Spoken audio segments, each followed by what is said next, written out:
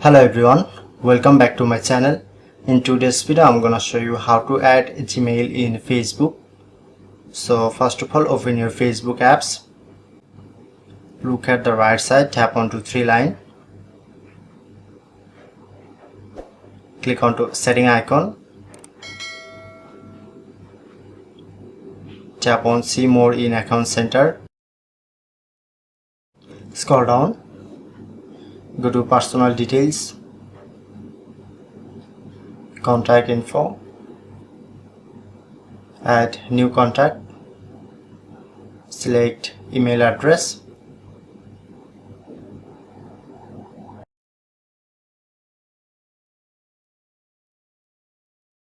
enable this option and then click on to next, and you first verify your email address, then successfully add Gmail in Facebook. So that's how you can do it.